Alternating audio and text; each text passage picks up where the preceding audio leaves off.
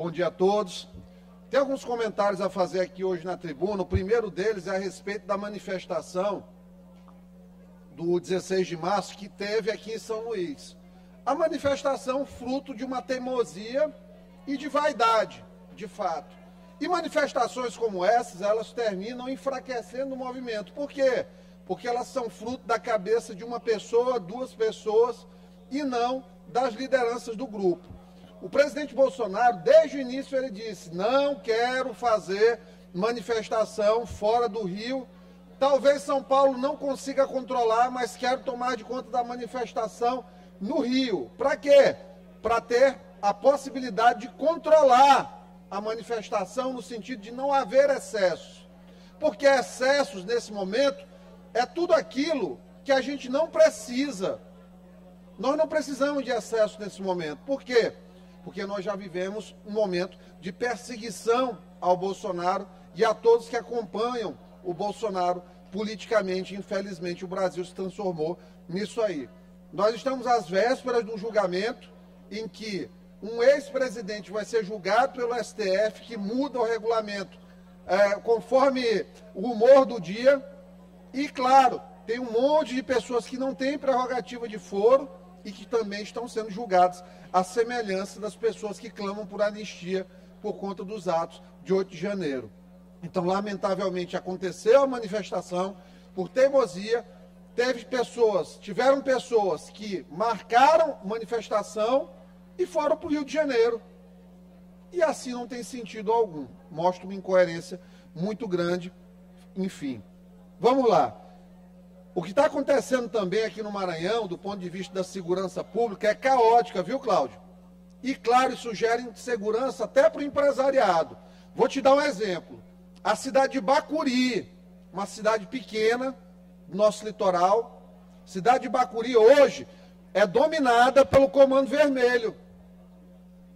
A população em Bacuri está desesperada. Ontem foi decretado, pasmem, toque de recolher, 8 horas da noite, pelos faccionados. Mandaram fechar tudo. A cidade, toque de recolher todos em casa. No último mês, 9 homicídios. Graças a Deus, 6 de faccionados. Que independe, isso aí é favor para a humanidade.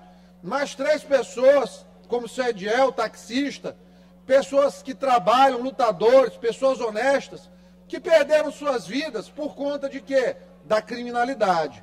Então, me parece que, finalmente, a Secretaria de Segurança começa a dar alguma resposta. Isso não é só em Bacuri, em Matinha, ontem eu soube que está um território de facções, a Baixada em si, cada vez mais contaminada por facções, e é preciso uma ação enérgica.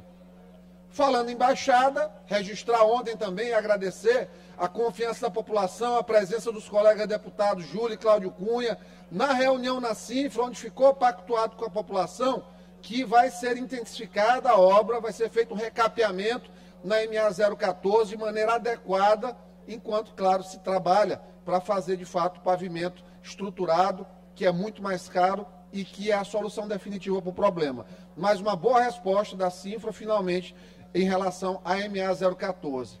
Não poderia deixar de tratar aqui também do absurdo que chegou a mim na semana passada sobre a eleição do Corém. Pasmem vocês.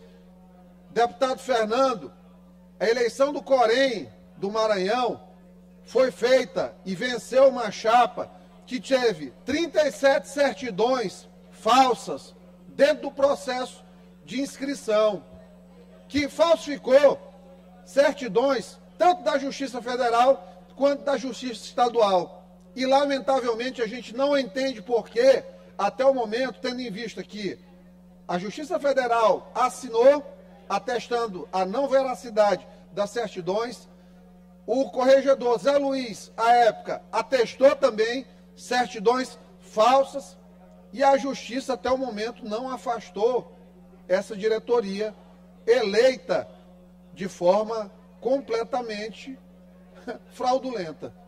Então fica o nosso protesto à Justiça e que atenção seja dada a esta casa.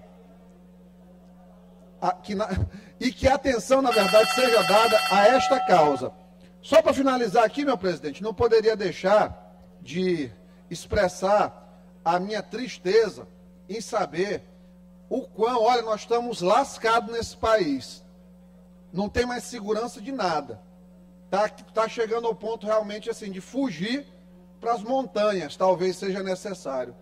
Porque a gente viu na semana passada um voto do ministro Alexandre de Moraes em relação ao processo de eleição desta casa, que é uma verdadeira vergonha. O ministro não se dignou a ler os autos do processo para proferir um voto tão apressado que ele comeu até letras das palavras, ele inovou lexicamente, criou a forma verbal do divergir, o diviro. Não se sabe nem o que é diviro, mas estava lá, em letras maiúsculas na petição. Libere o deputado para concluir.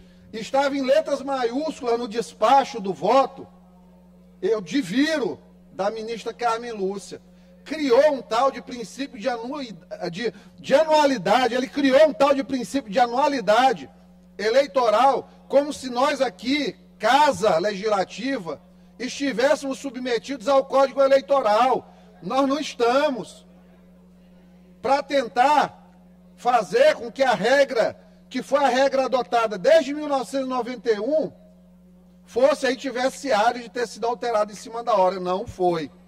Mais lamentável é ver que bons juristas vão aos veículos de imprensa defender o indefensável, de dizer não, como esse dispositivo foi anulado, esse inciso 4º, ele não existia, não existe agora e não tem regra. Pelo amor de Deus, não vamos zombar da inteligência das pessoas.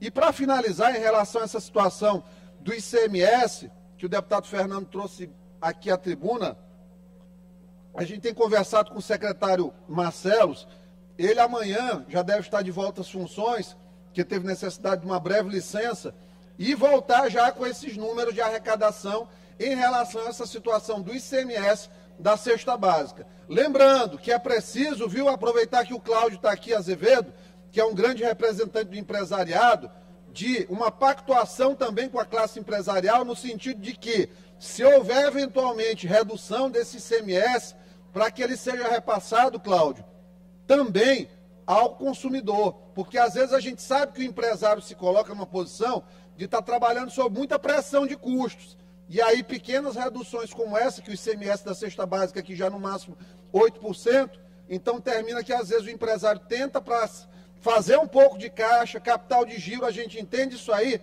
pegar um pouco daquela margem que ele tem de desconto de tributação e colocar como reinvestimento da empresa ou de saneamento de contas também, porque não está fácil ser empresário no país. Conclua, deputado. Mas a gente pede que, nesse momento, caso de fato se caminhe para um movimento de zerar o imposto da cesta básica, pactue-se com o empresariado para que a gente possa repassar o máximo possível desse alívio tributário que será dado, para que seja dado também alívio para a população do ponto de vista de preço e inflação. Muito obrigado a todos.